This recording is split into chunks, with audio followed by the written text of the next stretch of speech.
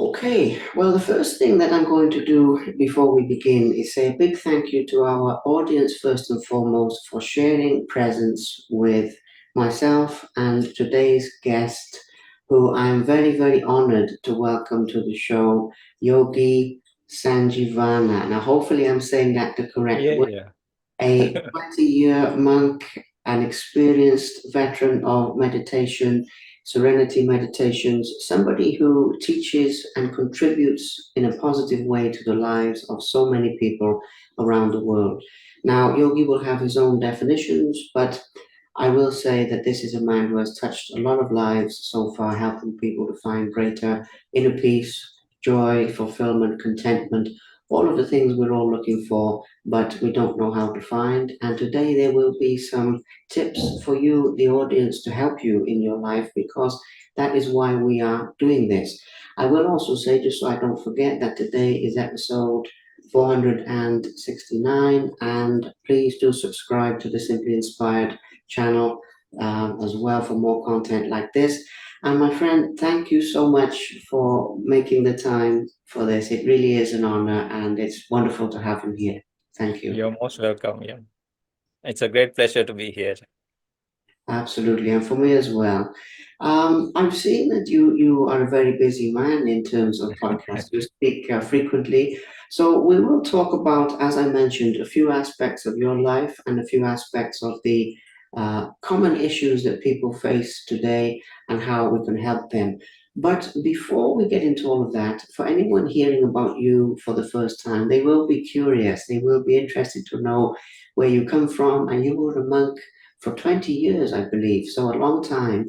Can you share with us a little bit about the background of your spiritual journey and how you became the venerable teacher that we see before us today, please? Let maybe begin there. Thank you. Thank you. So I was initially born in Sri Lanka. I came back to Sri Lanka again, and I was out a bit. And from small days, I felt some things which I could not explain, but I wanted to clear my mind, and I didn't want to say bad words or anything. I was like, if something was happening to some even animal, I would jump in and like do something about it. But later, as I became a teenager, it started changing. Then I was the one who was telling all the bad words, and then opposite, but still the care for the animals, and that was there. Later, like what happened was, I was like, uh, how to say, I went to a meditation retreat, but as a how to say, as a bet like kind of thing with my parents or mom. And she's like, we used to go to the gym, play a lot of sports, do a lot of things, but never meditation kind of things, no. And then suddenly I got caught in this situation and said like, he cannot meditate, no. And I was like, "Oh, big deal, you go and sit, no." And it was a 2 week retreat, and I was like just put as if from like a parachute or something. Oh my goodness, I really wanted to run away. Really. There was a fence and I could have really hopped and ran, but I would have to come back home and that would have been very bad. So then I started being there. Then there were some elderly people, and then I started helping them. A long story short. And then I think it started softening up my mind. And then there was a particular one person, because this was the male section, no separate. And they were, and then he was in a lot of difficulty. So I actually focused on this person. And I think that really softened up my mind. Then the meditation also started working. And at one day, I didn't know anything as the little I know now, even, right? So I was just a kid, no, just in my teens. And I just did walking meditation, and I felt different, as if I was walking underwater or something. And then what happened was like when I sat, I felt so happy. I didn't know what like peace was at that time. And then I there was the evening like prayer or chanting time where everybody would gather. And before that, I helped around and I quickly went to the teacher's area and I asked like, what happened to me? And the teacher briefly said like, oh son, this is called samadhi. I had no idea what is samadhi, but I felt good, right? So I came down, I helped a little bit more and I was waiting. And this was mostly like a Buddhist background we have here, but there are Hindus, Muslims, Christians, Catholics in Sri Lanka, and we are all getting along very well. So, and then there was a big Buddha statue, and I didn't know much. I just thought like, okay, here I am. We had bunch of friends, girlfriends, all these things, no, and but I felt so happy without that excess thing, always needing to do something, having something, right? So then I thought like, okay, here is me with this tiny mind. I feel very happy. He said about enlightenment, right? And then I don't know, it just came to me. And I came home. There were some big things that happened that didn't have much solutions. They turned suddenly switched for the better. And then my mother also could not believe, and like she was worried about it. Not very dark, sinister things, but uh, some family things that was going on. But I made it like turn it into a good situation. And then I went back. They said like, "Did you come back for meditation?" And I went home and grabbed my stuff and came back again. And there was like a continuous another 2 weeks. Uh, and then there one led to another, and then I just started like in, checking this out, no? So I started reading books about it. I could not look aside or look back again. And then I went from retreat to retreat, monastery to monastery. Wherever people said they were good, I went to visit. And then later I thought like, why going around like this also? Why not become a monk? And then I became like a forest monk. So there's a training period and all that. And after that, uh, you learn a lot of things about the mind, about physicality, mentality, which was very fascinating actually. And then at a later stage, I just did almost everything, community service, charity, and all these things for more than 10 years. Then you become abbot and make monasteries, do a lot of things now at that time. Then after that, I think, I did all, no? I did my service and also then after that, I handed it them over properly. And I said like, I want to go to the forest. So then within that time period also I was meditating, I used to go for retreats, these kind of things. And there were people coming to the monastery. Sometimes we were invited to different places. And then I went to the forest and lived there for like more than 10 years also that of that. And it was fascinating time. Then I wanted to go, go to Myanmar just to see the roots of these meditation techniques because most of the ones we associated, the lineage was from Myanmar or former known as Burma. So then I went to check and I just left like 15 years or more stuff aside. I just want to be like a child, no? So all the things I read and everything, I just left them and I felt like a little child in a carnival. It was very fascinating. Like, oh, there's the merry-go-round. Oh, there's like another candy floss. And then later I got to hear like my father. So actually, they taught me from the simplest methods right up to the doorstep of enlightenment. So then I got to hear my father became paralyzed and all. So I came back to Sri Lanka again, and I'm still taking care of him, but he's quite fine now. uh, is walking, all that. Yeah, so this is my journey until now. So since I'm with them, I live separately, but I go like 3 times a day just to check and come. And I cannot call myself a monk no more. We were used to living in a forest or a monastery, so I don't feel like a monk anymore. And that's why I'm a practitioner. I'll be practicing, no, all my life. So that's why Yogi and my birth name came back. So and which is in a way good, like because it means like revival. So I want to revive people's lives, no, not so just like if they feel in a low stage or anything. Huh? So Yes. that had been my life and journey for until now. Wonderful, wonderful. Just And I ask you that question because it really makes the spiritual path relatable and accessible to people. It's something where when people hear about where you started to now, they understand, okay, if this is a path I want to follow, I can do it as well. Whereas with spirituality, there's a lot of people think, okay, someone like yourself is here and I'm here, maybe I can't do it. But from hearing that story, they know they can do it. Now, I have to ask you the forest tradition. I have interviewed monks from a variety of different traditions, but the forest tradition is fascinating. Can you share with us what it was like living in the forest? I mean, how do you survive? How do you do day to day things? People will be interested to hear about that. From there, I think we'll go into some other topics, but that Yeah. is really interesting if people haven't heard of this before, you know? So in Buddha's time also there were like monks. They were free. They could do choose, and they had options. So some decided to live in like a village area.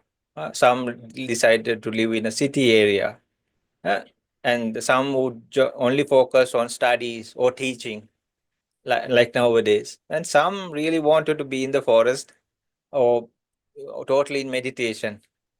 So I chose that path, and but anybody can choose. There's no like one is higher than the other or anything.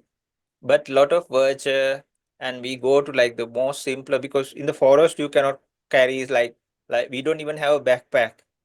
So we just have two robes and under robe and bathing clothes and very few items, which we have like a bowl, uh, a vessel. So it's like a suitcase. You can put it in the heavy rain source and quickly close it. And you go to the forest and uh, live there. Luckily here there are like ancient caves, and actually which were there for monks itself, and they have this carved lining and all, for the water doesn't come into the cave. But some places, after hundreds of years, it had eroded and decayed, and so the water comes. But still, people try to fix it and give you a place. Some places there's no cover or anything, but some places they even make you like a temporary shelter. But there are like, mind you, like very nicely built small cottages in the forest even. But you have to get permission, and of course they don't know you, right? And you can go, and then you can go to the nearest village, and we don't say like we are coming tomorrow or anything like that. You just go, and your ego and everything just goes down the drain, and you really like you have to put yourself into like situations which you willingly do. So, but when the meditation and everything is going, because you are facing lot of things, no, like like you are throwing out your comfort zone. Even in a monastery, there are much more facilities. But when you put it yourself like really into the deep end, you really see like how your body is working or the physicality is working. So you can do like tons of fasting and see. You can put to all how your mind, there are like snakes and animals and all these things. And is your loving kindness true? There are even entities. I'm not making things up. So they also test you, and they see how virtuous you are, how kind and compassionate you are. You can feel them, no, like around. And but I don't want to be like yeah, like making like things up. Uh, I also would never believe if it didn't happen to me. Then, but still, I cannot directly see them. But other things also, like sometimes when you go to a new place, they don't even know you are there, and then some days you're just like wait without even food, or the very minimum of some food. Sometimes we just drink a bowl of water and just wait. But when the meditation is happening, my goodness, you can just the rapture factor and all gives you so much energy. Even if you are in some very nice place, you don't need to eat even. Not that you are suffering or anything. I used to have gastritis when I was a child and like a teenager, and I used to eat like 6 times per day. But after that, you eat one meal or one meal within few days, nothing at all. So the forest tradition, we try to be like what the ancient practices used to do. But I think no using of money or anything like that those days. So it's like way below the poverty line, anything you can call.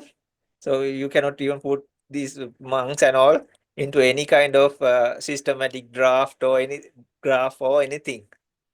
But it's very free, and you get plenty of time and space for the practices. So yeah, many things can be done. Wow, that is extraordinary. Absolutely amazing. As you say, like back in time in many ways. I think it's extraordinary. Okay, so now as a teacher, and as I mentioned at the beginning, somebody who shares your wisdom with a lot of people, the Buddha's teachings, your personal experiences, many different things like that, and you help people in different ways. I would like to talk about some of the most common issues that you encounter that people face. You know, some of the most common struggles that people are having, and hopefully, we can touch on a few subjects here of how meditation can help with these things, of stress and of different issues that people have for health, or poor moods and depression, or too much attachment. I mean, there's a lot of subjects, but if we start with some of the most common ones that you experience personally, when people come to see you, they say, "I need help with this, this, this."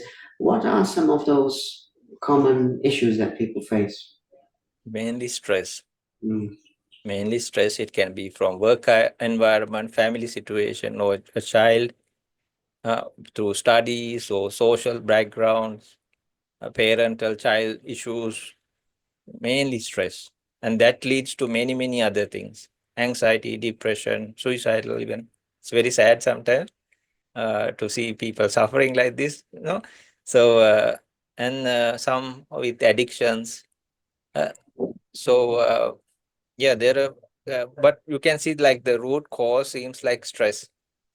Cause, yeah, right, and then it leads to many other things also. Some people come with sicknesses, and or they are in some situation of like recovery, or going leading towards a operation or something like that, or difficult moment in their life. So still it brings stress, and which leads to anxiety, either in no from the past or the future. Some people they, like some bad thing had happened in their life, and then they won't come out of it, like traumatic situations. So these are the main things that come we come across.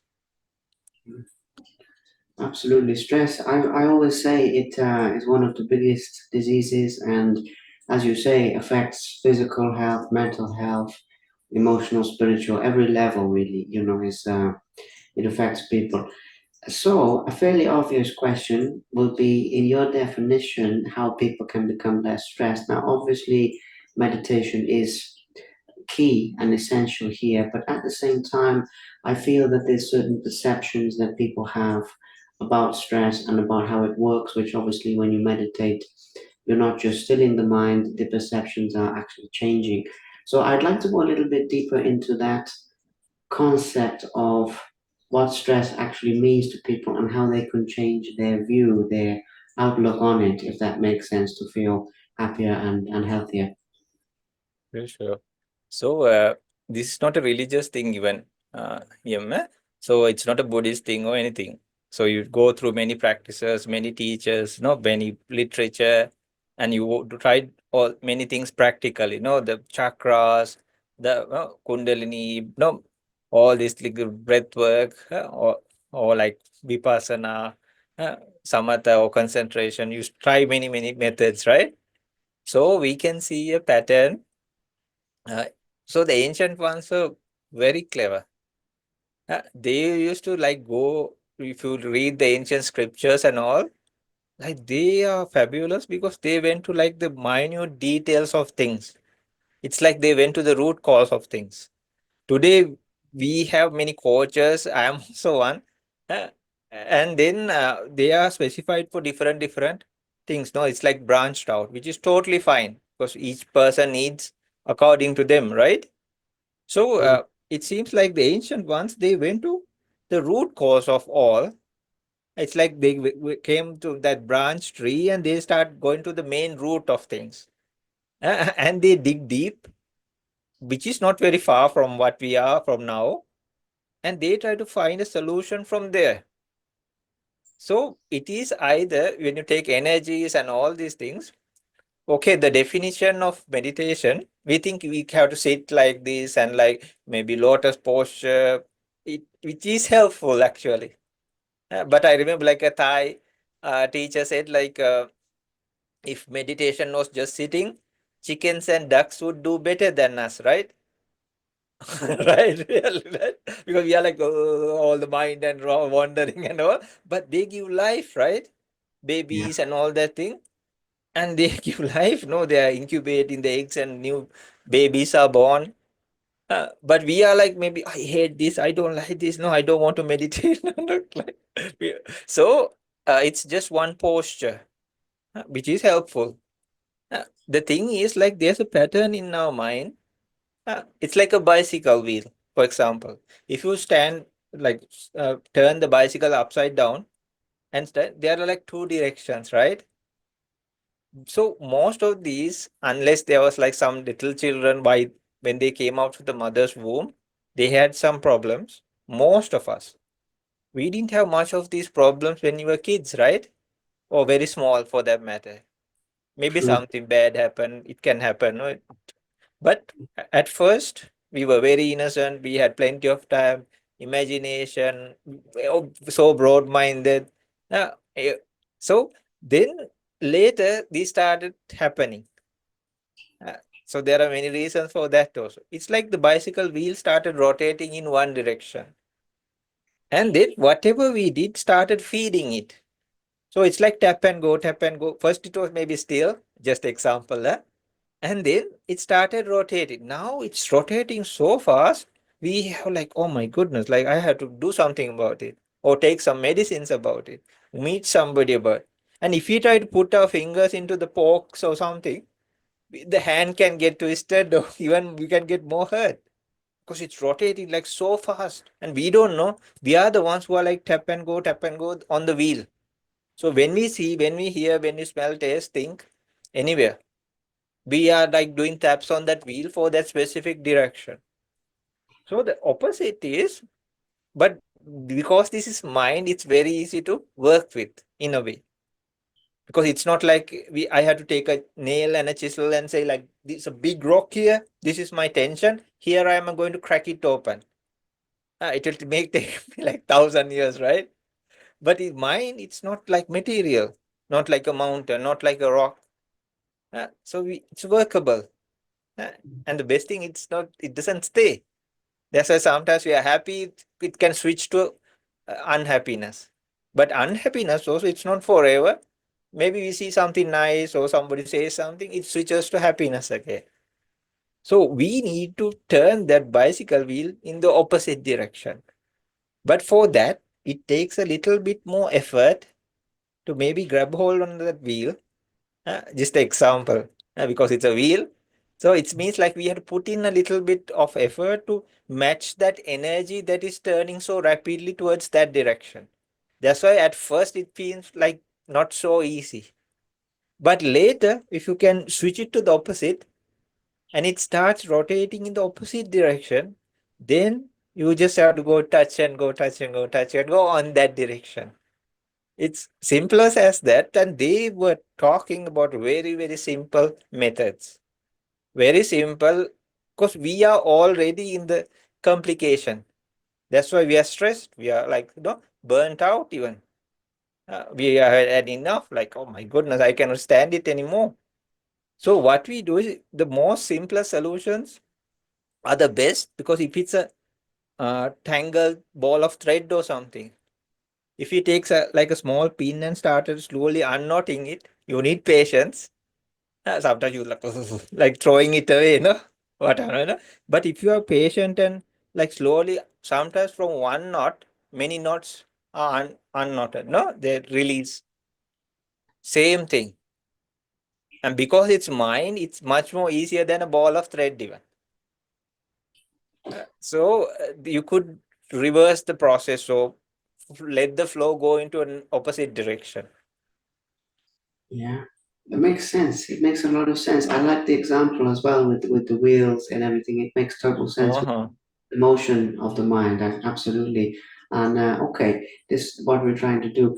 Now, also with regards to, when we're talking about stress and we're talking about getting to the root, when people have been stressed for a long time and it has developed into, anxiety, depression, a physical ailment, and it's gone deeper, than just being a bit stressed, and they need to come back from that. Also, when you mentioned about addiction earlier, and I think a lot of that comes from stress and from trauma as well, from negative experiences. When people are further down the road, if you like, and they think, I want to come back, I'm asking this because there will be people listening to this thinking, well, okay, that's great for work stress and these things, but maybe for me, maybe I'm too bad, maybe I've gone too far. Can I turn the wheel, this way, as you were saying?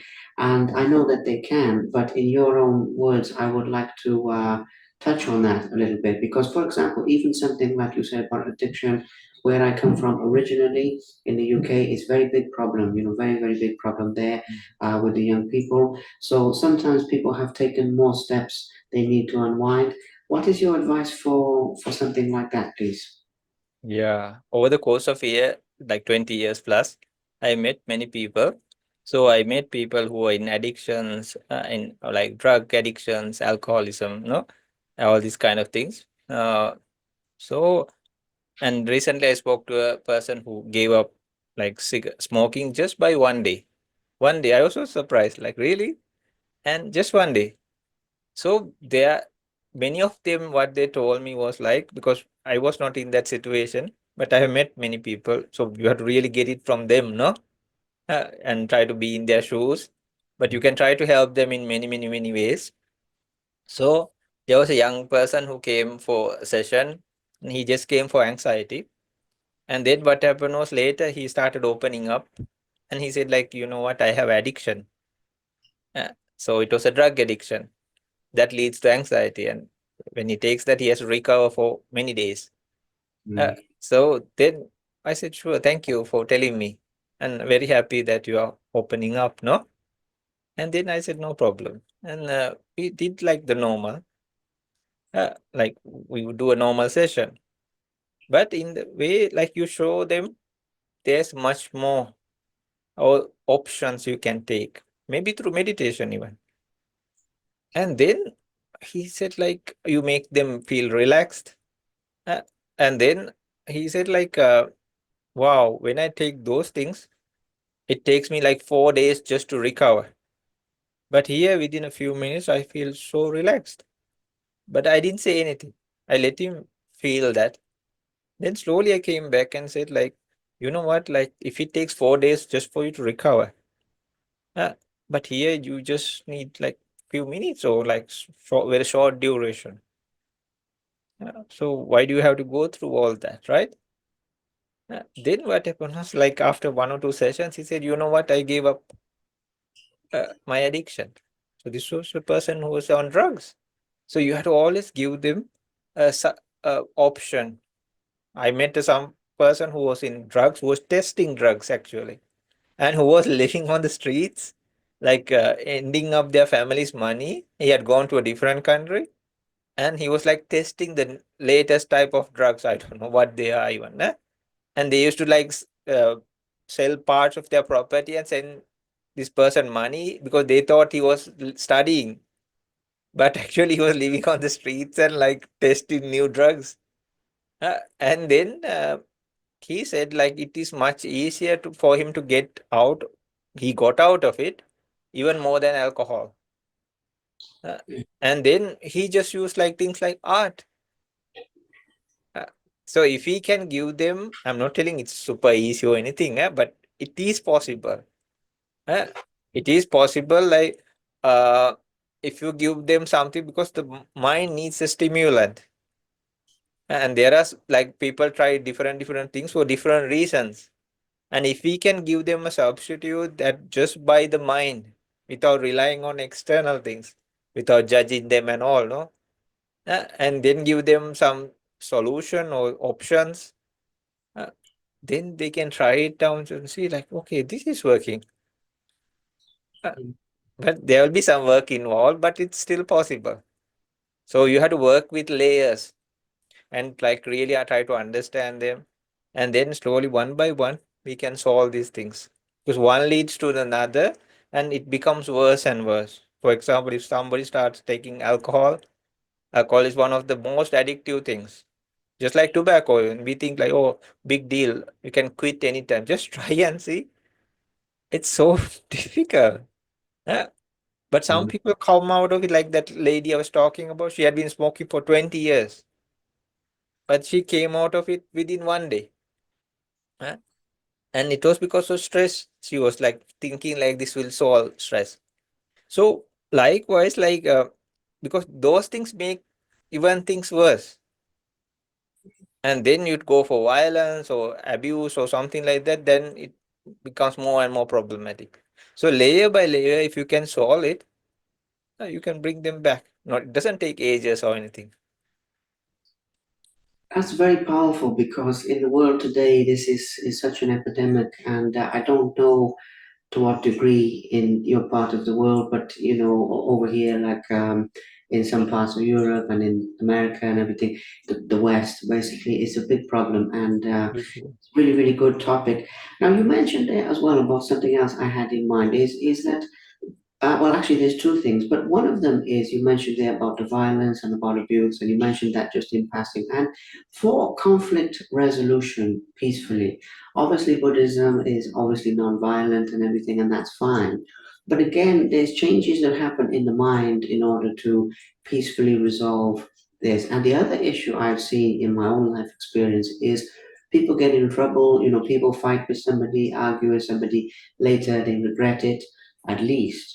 But if they do something worse, they fight with somebody, maybe they get arrested, they get their life gets in big trouble, all from not being still enough to think, okay, why am I reacting to this way? Or if this person has a problem, it's not actually, it's only my problem how I respond. And all of these things that you begin to learn when you meditate. But in your view, I would like to go deeper into that because what I've tried to do with this, I've tried to think of a few things that most people anywhere in the world, people could listen to this anywhere in the world, and it's the same problems. It was the same problems in the time of the Buddha as it is now. So, as you say, the ancient ones, when you said earlier they went to the root, it's true. So we're trying to go to the root today. And the root of violence and aggression is a big problem in the world. And so you will have some advice for how people can peacefully resolve Mm, disputes and disagreements, if you may sure. share that, please. Mhm. So this is not only Buddhism. So in many traditions and all, they show like mindfulness. Mm. Mindfulness is a key factor. It can be in any levels or in even the deepest level, but mindfulness, it's mentioned as a large elephant's footprint. So large elephant, it's big, right? Yeah. Within that footprint, you can keep the mighty lion's footprint or any animal's footprint within that, right? Any animal, birds for sure, even bigger animals, like it's within that, right? So likewise, mindfulness covers a whole range.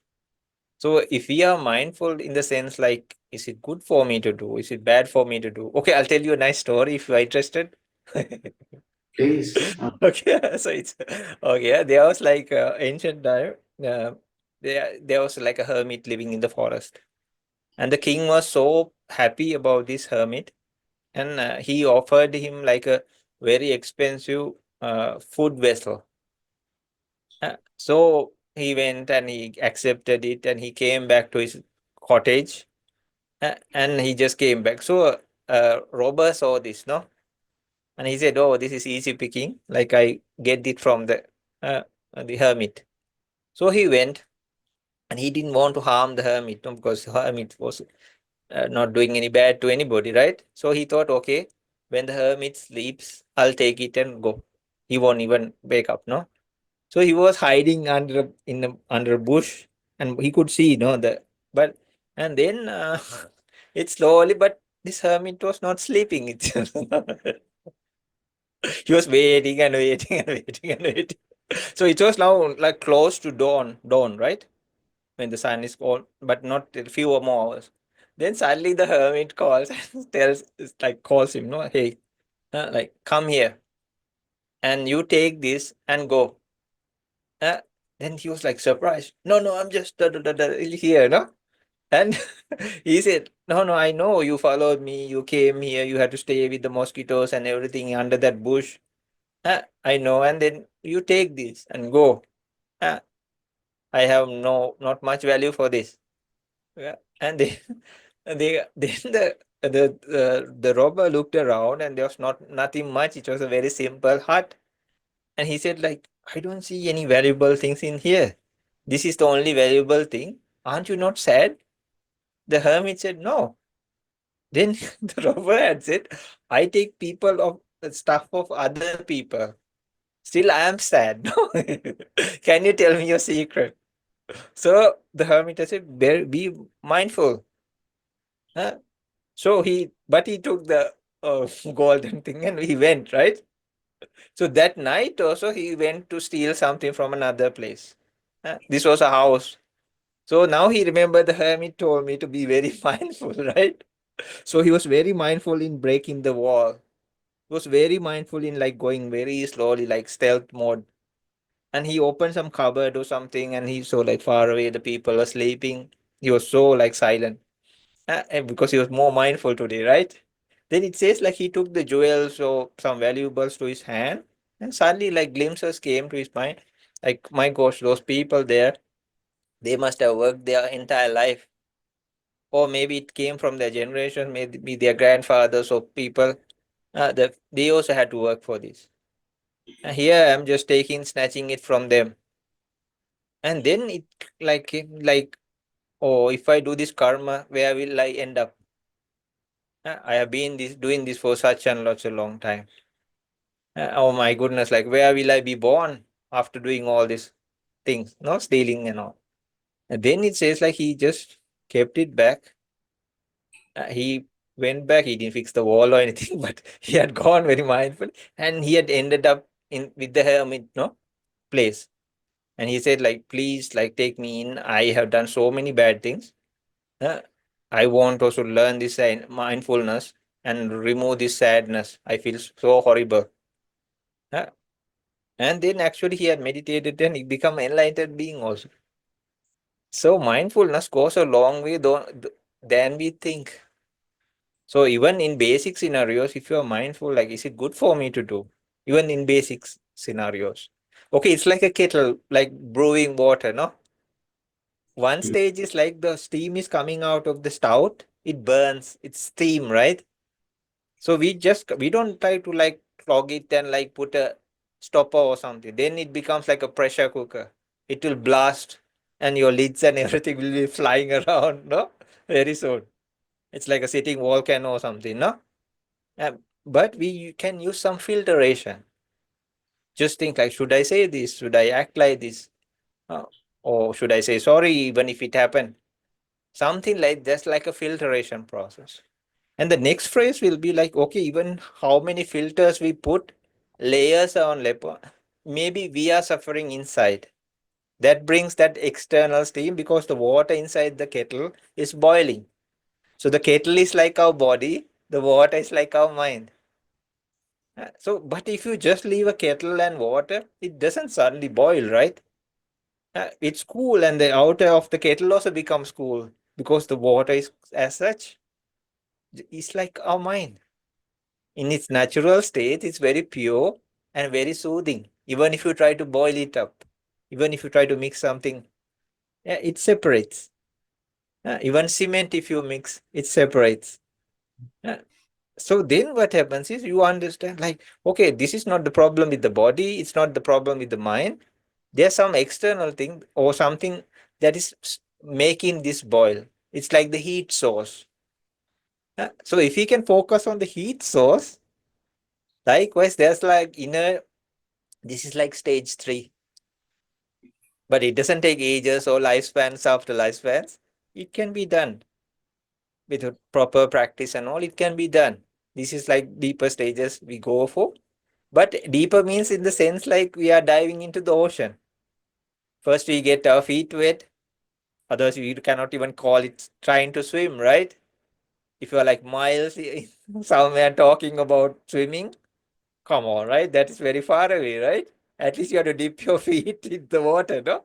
And then maybe like on the surface and all you try. Then later you can go like seeing the coral reefs and all. That is also fascinating. That is like the pot inside the water, it's boiling. But you can let that simmering stop, settle down. Then you go like deep diving, but you got fully prepared. Inner childhood trauma, all these things to heal the wounds, all past experiences, everything. But you go very fully equipped with the diving gear and everything, and you go and you do that plunge. It's not that little child who's facing all this. So mindfulness is a big thing. It covers because even to cross the road, you need mindfulness. If you don't have mindfulness, like something might happen, right? Even when you're stuffing food in your mouth, still you need mindfulness. Or you can stuff it somewhere else, right? Yeah. Well, I love the story about it. Well, I like many of the examples and stories that you use actually, but that about the thief, a wonderful illustration because I have experienced these things in my life as well. That the people who are causing the suffering to people are suffering the most deeply. And Mm, when you meet people who are like even notorious criminals, really infamous people. I've met many, and they always, when you get behind, they suffering very deep. I've heard people hurt people. It is true. So they have to ease their own suffering, and it's a wonderful.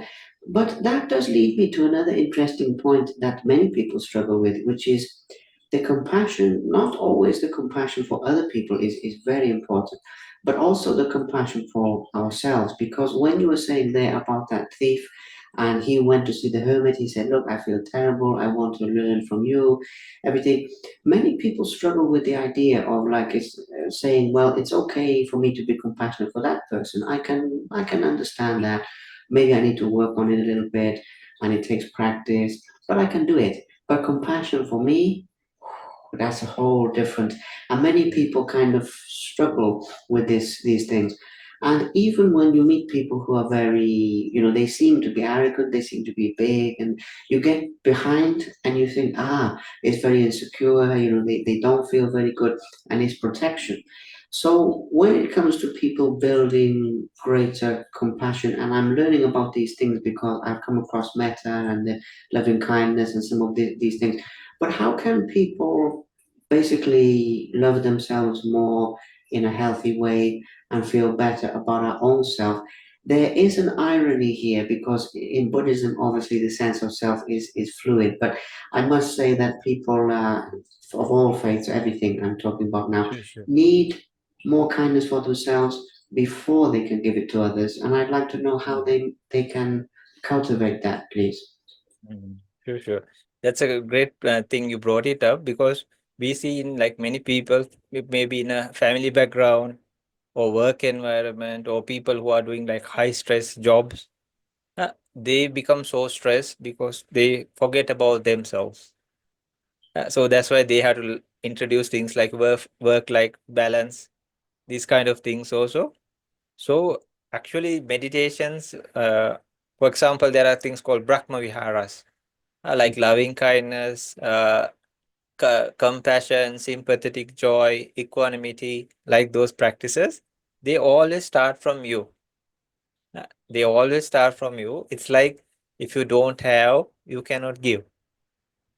So it has to start with you, and then only you take another person. For example, loving kindness, you take a person whom you have a lot of respect.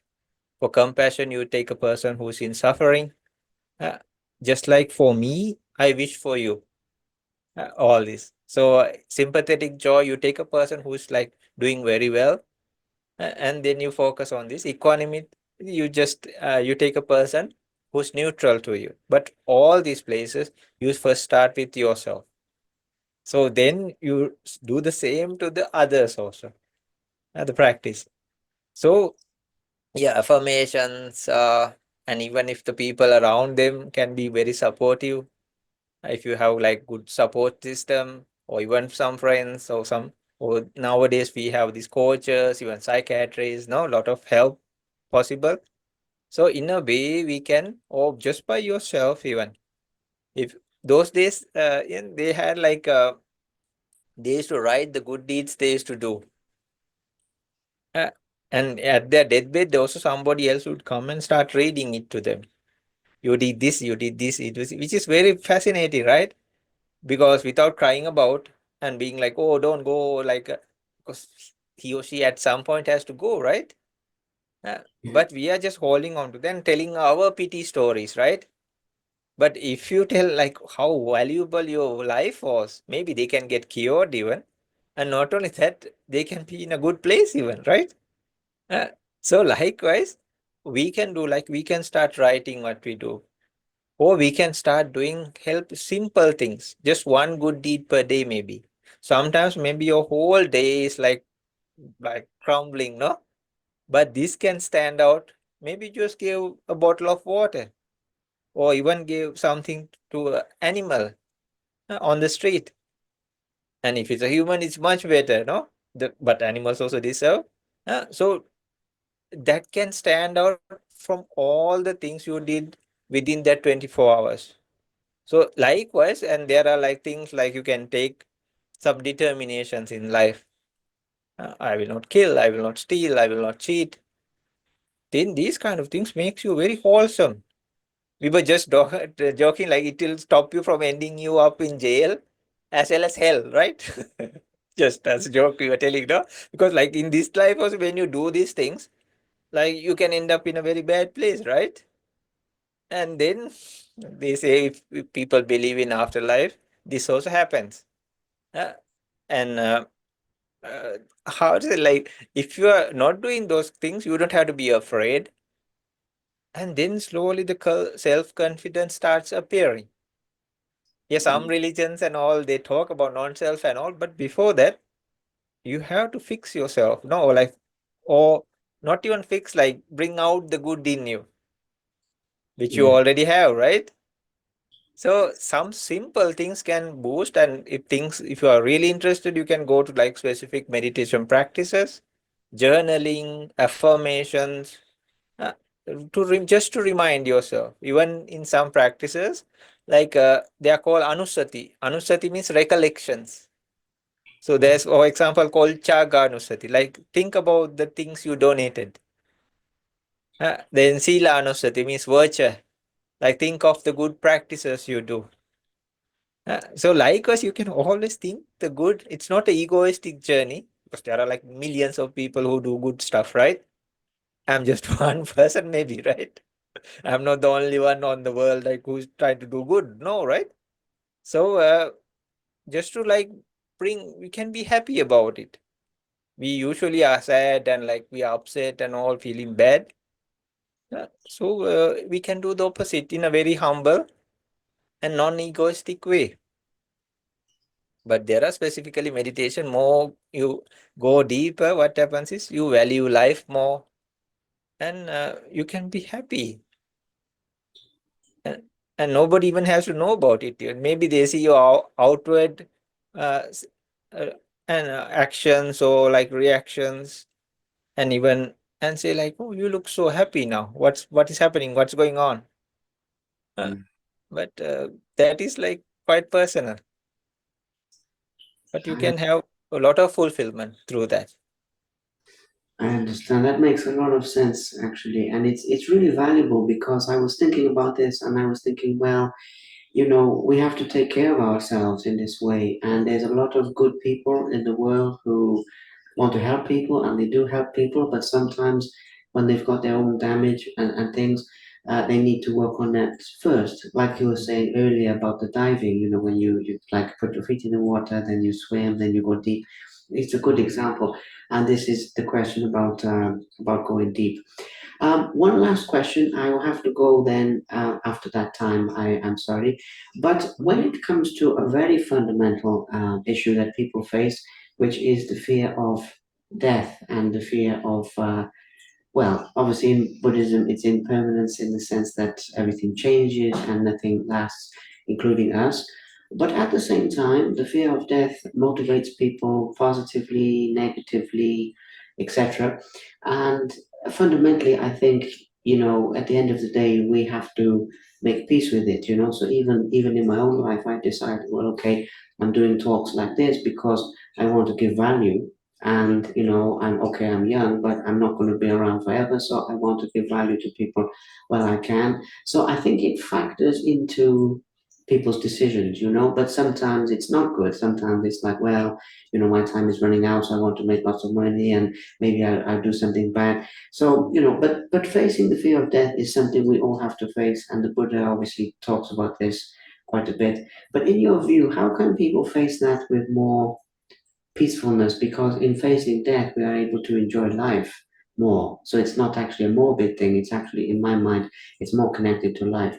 Anyway, if that makes sense, may we hear some advice for your thoughts on that, please? Thank you. Okay. So recently, I did a podcast, and there was a lady from Australia, and what she does is like she makes urns, which many potter people who do pottery doesn't like to touch that subject even. Then I asked like, why did you select that? Because it's very interesting, no? And I saw this lady and I saw her details, and like I thought like maybe I should talk to her, no? And she luckily accepted it. So I asked, and she said like I was a nurse for 20 years, and I saw many people pass away. And I thought like, and she had some personal experiences also. Her aunt and all passed away, and then they so like the ashes were just scattered and all. So she thought like, oh, at one time like one of her relatives actually asked her to make one. So she started, and then it became like a thing like they uh, could like remember this person. I'm just telling, I'll take you to another part of this. So she said like there are some types of people who come. So there are the ones like who come and they ask for specifics, even if it's a pet. They want to remember the good memories, no? And she said like even humans, like there was a there was a child who passed away, but she always liked to have a cup of tea with all the family. So they wanted her to make a unique, like a teapot. Like just to preserve and keep remember the memories, no? And then she said like they are the ones who are coming with lot of difficulty because it's a very difficult moment, and they are quick and they say like give me one of that. That's it.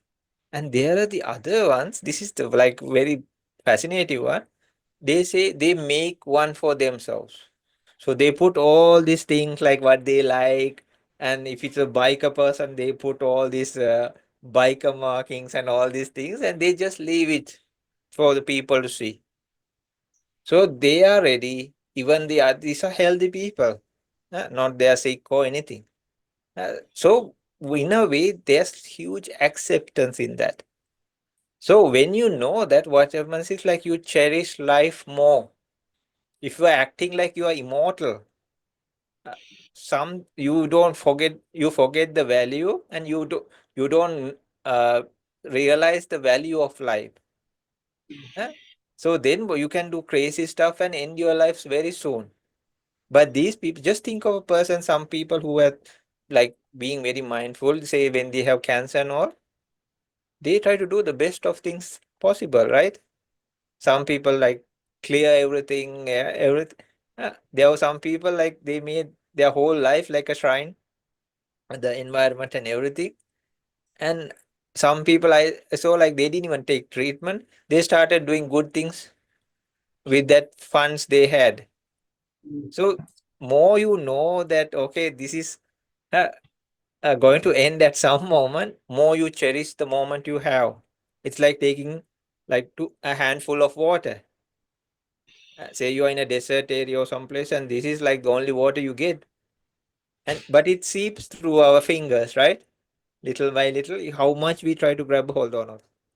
So this is either for drinking or giving a little bit to somebody else, even refreshing yourself. It's so valuable, right?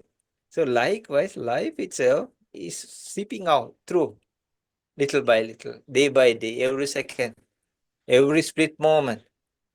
So there are even specific meditations we can practice, and then it brings like a very wholesome mind, acceptance.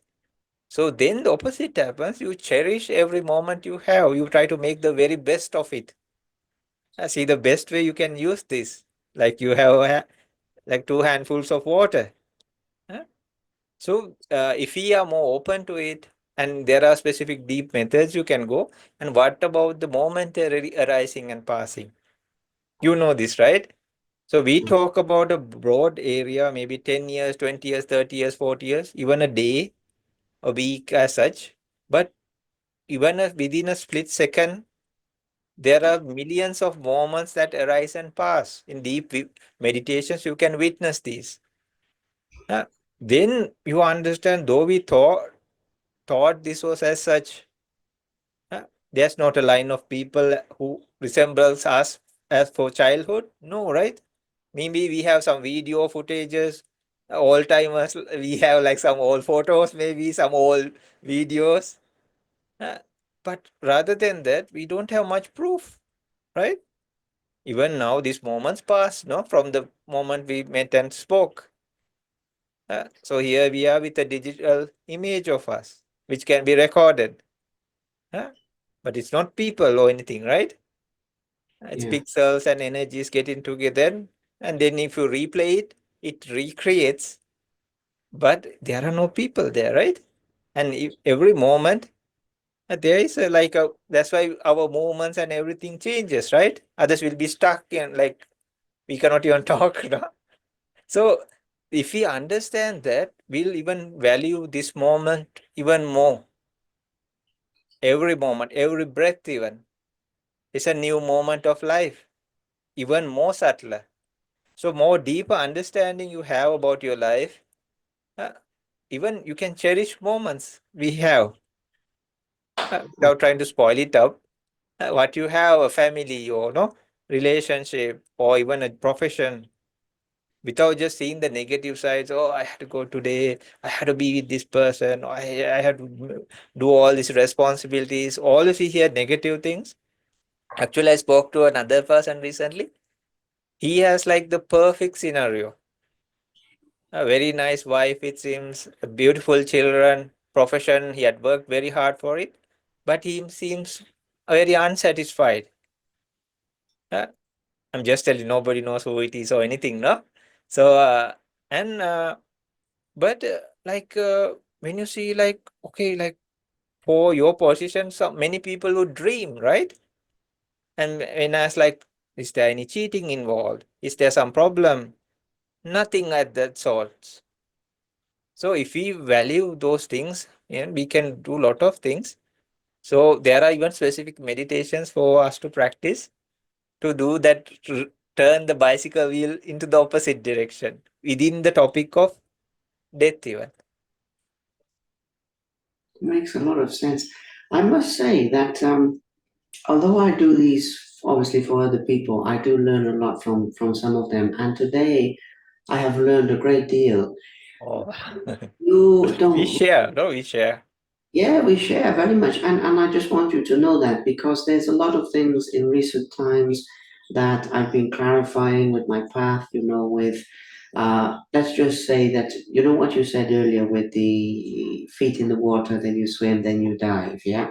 Lately I've been diving, I've been Oh. with the diving gear on, and the point of that is there's been a lot of change for me. So there's certain things with my path that I've been clarifying, and you've really helped me with those very Oh, much. thank you. So I want you to know that it's very, very, very appreciative. Ah, Also, more good. importantly, for the people listening to this, there's so much that they can take away from this talk and practically apply, because at the end of the day, that's what I like about you.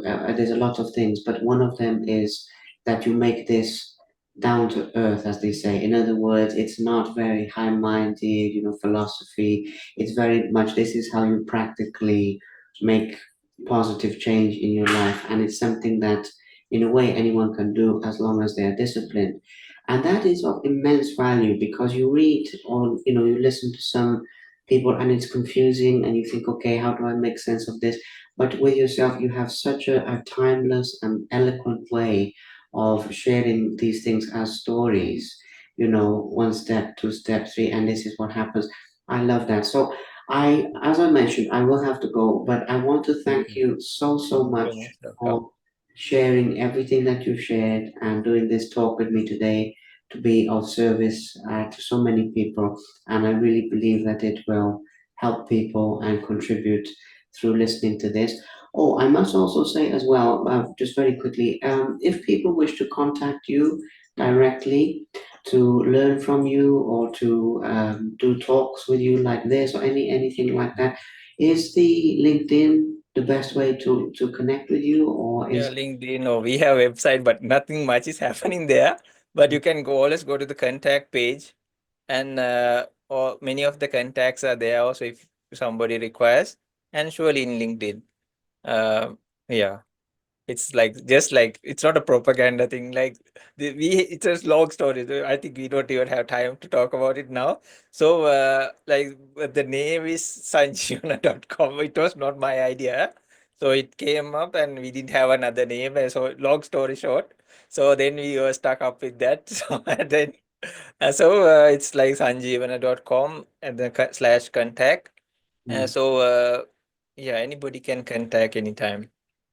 that's good. I just wanted to mention it because some people will listen to this and take away your wisdom in that way, but some people I Mm. think will think, okay, I want to reach out and connect, so we need to mention that. But yes, I will say once again, thank you so, Thank so you so much. much. My best wishes, warmest wishes to you, to your family as well, your parents and everything. Enjoy the rest of your day, and I will send you this when I release as well, Sure, so sure. we can share it between us. But yes, thank you. It has been such a joyful Thank experience you. Yeah. Thank you so much. It was a great pleasure being here.